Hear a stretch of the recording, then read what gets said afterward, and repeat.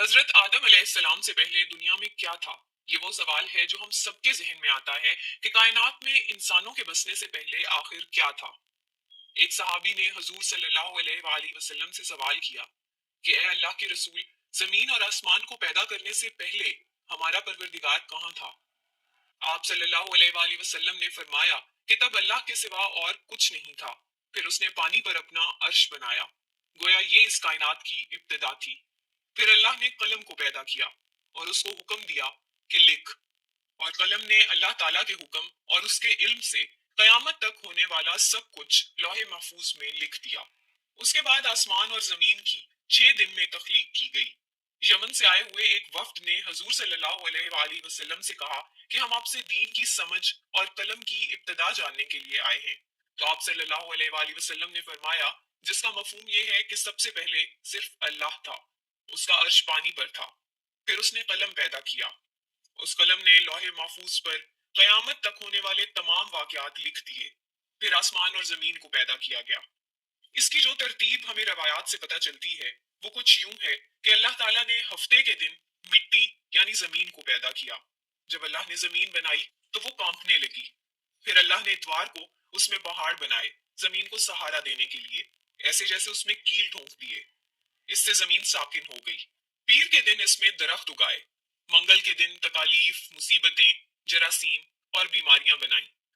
بدھ کے دن نور کو پیدا فرمایا، جمعرات کو زمین میں چوپائے بنائے اور انہیں زمین پر پھیلا دیا، اور پھر جمعے کے دن کی آخری گھڑیوں میں یعنی عصر کے بعد آدم علیہ السلام کو پیدا فرمایا۔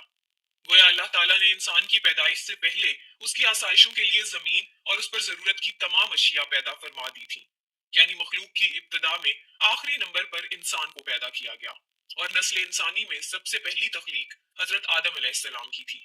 وہ تمام انسانوں کے باپ ہیں۔ انسانوں کی پیدائش سے پہلے فرشتوں اور جنوں کی تخلیق بھی ہو چکی تھی۔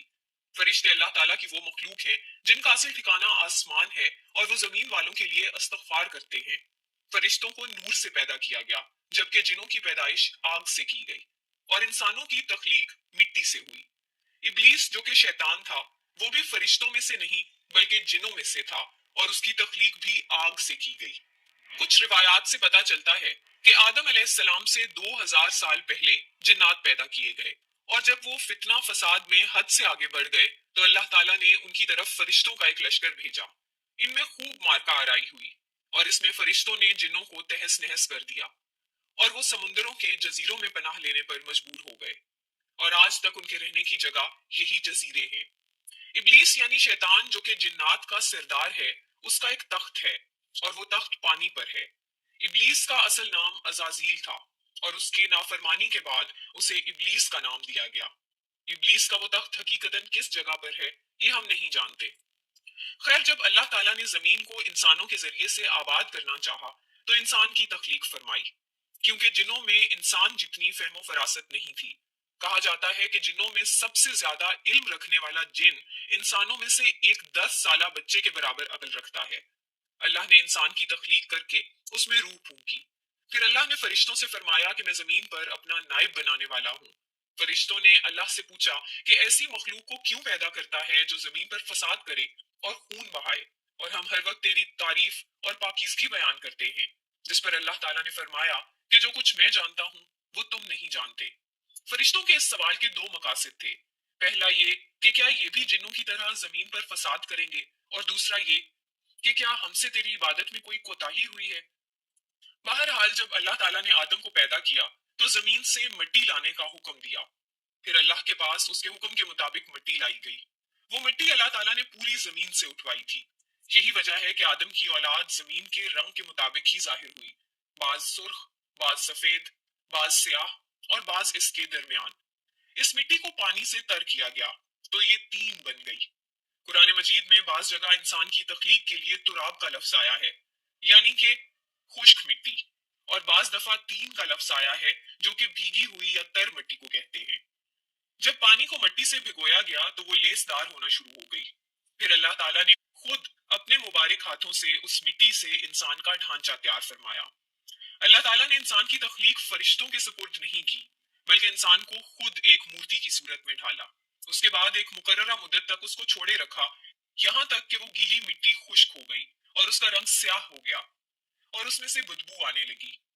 پھر وہ خشک ہو کے کھنکھناتی مٹی بن گئی اور آخر میں آگ پر پکی ہوئی مٹی کی صورت اختیار کر گئی، جسے قرآن پاک میں فخار کہا گیا ہے۔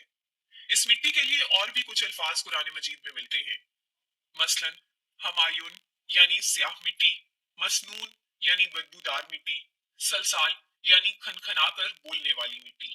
تخلیق آدم اللہ تعالیٰ کا ایک کرشمہ ہے۔ انسانوں کو ایک بہترین شکل عطا کی گئی۔ اس وقت انسان کا قد بہت لمبا تھا اور ان کے بعد آنے والے لوگوں کے قد گھٹتے چلے گئے۔ انسانوں میں سب سے لمبا قد حضرت آدم علیہ السلام کا تھا۔ ایک روایت میں حضرت آدم علیہ السلام کا قد 60 ہاتھ یعنی 60 میٹر بیان کیا گیا ہے۔ بہرحال جب اللہ تعالیٰ نے انسان کا ڈھانچہ بنا کر اسے خشک ہونے کے لیے ایک مقررہ مدت تک چھوڑے رکھا تو ابلیس یعنی شیطان اس کے ارد گرد چکر کاٹنے لگا۔ وہ اس ڈھانچے کو ٹھوکر مارتا تو اس میں سے ایسی آواز آتی جیسے خالی مٹی کے مٹکے سے آتی ہے، اور اس نے دیکھا کہ یہ ڈھانچہ پیٹ والا ہے تو وہ سمجھ گیا کہ یہ مخلوق اپنے آپ پر قابو نہیں رکھ پائے گی۔ آدم علیہ السلام میں روح ڈالنے سے پہلے فرشتوں کا گزر اس ڈھانچے کے پاس سے ہوا تو وہ گھبرا گئے، اور ابلیس بھی ڈھانچے کے آس پاس سے گزرتا تو ٹھوکر مار کر کہتا کہ تجھے کسی خاص مقصد کے لیے پیدا کیا گیا ہے۔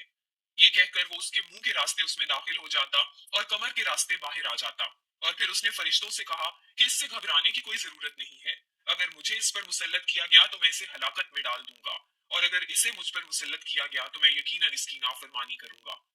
یعنی ابھی آدم علیہ السلام میں اللہ تعالیٰ نے روح بھی نہیں پھونکی تھی، تب سے ابلیس کی انسان سے عداوت اور دشمنی واضح تھی۔ پھر اللہ تعالیٰ نے آدم علیہ السلام میں اپنی روح پھونکی۔ جیسے ہی روح اس مجسمے میں سر کی طرف سے داخل کی گئی تو آدم علیہ السلام کو چھینک آ گئی۔ فرشتوں نے آدم علیہ السلام سے کہا کہ الحمدللہ کہیے۔ انہوں نے کہہ دیا۔ اللہ تعالیٰ کی اس تعریف کے جواب میں اللہ تعالیٰ نے فرمایا کہ تجھ پر تیرا رب رحم فرمائے۔ جب روح ان کی آنکھوں میں داخل ہوئی اور ان کی آنکھوں نے جنت کے پھلوں کو دیکھا تو غور و فکر کرنے لگے۔ پھر روح پیٹ میں داخل ہوئی تو کھانے کی طلب ہوئی، یعنی روح ابھی ٹانگوں تک نہیں پہنچی تھی اور کھانے کی خواہش محسوس ہونے لگی۔ جب آدم علیہ السلام میں روح پھونک دی گئی تو اللہ تعالیٰ نے ان کی پشت مبارک پر ہاتھ پھیرا، جس سے قیامت تک کے آنے والے تمام انسان باہر آ گئے۔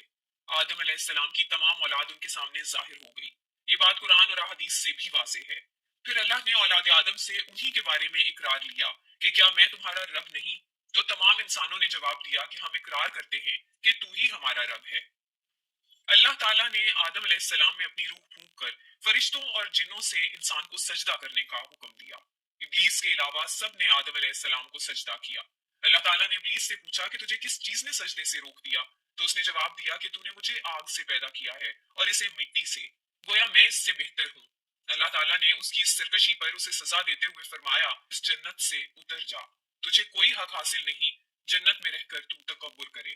ابلیس نے جواب میں کہا کہ مجھے قیامت تک مہلت دے دیجئے، یعنی کہ اتنی لمبی عمر دے دیجئے کہ قیامت تک مجھے موت نہ آئے جبکہ تمام انسانوں کو دوبارہ زندہ کیا جائے گا۔ اللہ تعالیٰ نے فرمایا کہ تجھے ایک وقت مقررہ تک مہلت دے دی گئی۔ پھر ابلیس نے کہا کہ میں قسم کھاتا ہوں کہ میں انسانوں کی گمراہی کے لیے تیرے سیدھے راستے پر بیٹھ جاؤں گا، پھر میں ان کے آگے سے، پیچھے سے، دائیں سے اور بائیں سے ان کے پاس آؤں گا، اور تو انہیں شکر گزار ہرگز نہیں پائے گا سوائے ان کے جو تیرے مخلص بندے ہوں گے، اور وہ میرے بہکاوے میں نہیں آئیں گے۔ اللہ نے اسے ذلیل و خوار کر کے وہاں سے نکال دیا اور فرمایا کہ ان میں سے جو شخص بھی تیرا حکم مانے گا میں ایسے تمام لوگوں سے جہنم کو بھر دوں گا، اور میرے بندوں پر تیرا کوئی غلبہ نہیں ہوگا۔ اس طرح یہ واضح ہوا کہ سب سے پہلا گناہ تکبر تھا۔ اس لیے علماء کرام کے مطابق تمام گناہوں کی جڑ تکبر ہے۔ اللہ نے آدم علیہ السلام کو جاہل نہیں بلکہ علم والا پیدا کیا تھا۔ جب اللہ نے آدم علیہ السلام میں مکمل روح ڈال دی تو وہ اپنے پیروں پر کھڑے ہو گئے، تو اللہ نے انہیں حکم دیا کہ جاؤ فرشتوں کی جماعت کو السلام علیکم کہو۔ آدم علیہ السلام کے سلام کے جواب میں انہوں نے وعلیکم السلام ورحمۃ اللہ کہا۔ اللہ تعالیٰ نے فرمایا کہ یہ تیرا اور تیری اولاد کا آپس میں ایک دوسرے کو تحفہ اور ہدیہ ہے۔ اللہ تعالیٰ نے آدم علیہ السلام کو ابتدا میں ہی تمام نام سکھا دیے۔ وہ اللہ تعالیٰ کے حکم سے آسمان اور زمین کی ہر چیز کا نام اور ان کا استعمال جانتے تھے۔ اللہ تعالیٰ نے ان تمام چیزوں کا نام جب فرشتوں سے پوچھا تو وہ ان چیزوں کے نام نہیں جانتے تھے۔ پھر آدم علیہ السلام نے ان تمام چیزوں کے نام بتائے۔ تب اللہ تعالیٰ نے فرشتوں سے فرمایا کہ کیا میں نے تمہیں نہیں کہا تھا کہ میں وہ جانتا ہوں جو تم نہیں جانتے؟ پھر ایک روز جب حضرت آدم علیہ السلام سو رہے تھے تو اللہ تعالیٰ نے ان کی بائیں پسلی سے اماں حوا کو پیدا فرمایا اور انہیں حضرت آدم علیہ السلام کا ہمسفر بنایا۔ جب آدم علیہ السلام بیدار ہوئے تو انہوں نے حوا کو پاس بیٹھے دیکھا۔ انہوں نے پوچھا کہ تم کون ہو؟ انہوں نے جواب دیا کہ میں عورت ہوں۔ حضرت حوا قیامت تک آنے والی تمام عورتوں میں سب سے زیادہ خوبصورت تھیں۔ حضرت آدم اور حضرت حوا دونوں جنت میں رہتے تھے۔ انہیں نور کا لباس پہنایا گیا۔ جب ابلیس نے انہیں گمراہ کرنا شروع کر دیا اور اللہ تعالیٰ نے جس درخت کے پاس جانے سے انہیں منع کیا تھا، شیطان نے انہیں وہی کھانے پر مجبور کر دیا اور اس پر جھوٹی قسمیں بھی کھائیں۔ انہوں نے اس درخت سے کھا لیا اور اللہ تعالیٰ کی نافرمانی کے مرتکب ہوئے۔ اللہ تعالیٰ نے ان سے نور کا وہ لباس لے لیا اور وہ برہنہ ہو گئے۔ وہ اس درخت کے پتوں سے اپنے آپ کو ڈھانپنے لگے۔ لیکن اس گناہ کے بعد غرور و تکبر کی جگہ وہ اللہ تعالیٰ سے معافی مانگنے لگے اور اس کی مغفرت کے طلبگار ہوئے۔ اس سے یہ بتایا گیا کہ خطا انسان کی فطرت کا حصہ ہے، کیونکہ وہ فرشتوں کی طرح معصوم نہیں ہے۔ پھر اللہ تعالیٰ نے انہیں جنت سے نکل جانے کا حکم دیا اور فرمایا کہ تمام زمین پر رہو اور تم ایک دوسرے کے دشمن ہوگے۔ پھر وہ دونوں زمین پر اترے اور انہی کے ساتھ ابلیس بھی زمین پر اترا۔ حضرت آدم اور حضرت حوا نے اپنے رب سے معافی کے کلمات سیکھے۔ ایک روایت کے مطابق حضرت آدم کو ہند میں جبکہ حضرت حوا کو جدہ میں اتارا گیا۔ پھر وہ ایک دوسرے کو ڈھونڈنے لگے اور آخر کار میدان عرفات میں ان کی ملاقات ہوئی۔ حضرت حوا نے 20 ولادتوں میں 40 بچوں کو جنم دیا۔ ہر ولادت میں ایک لڑکا اور ایک لڑکی پیدا ہوتی تھی۔ سب سے پہلا جوڑا قابیل اور ان کی بہن کمین کا تھا، اور اس طرح زمین پر نسل انسانی کی افزائش شروع ہو گئی۔ مزید معلومات کے لیے ہمارے چینل کو سبسکرائب کیجیے۔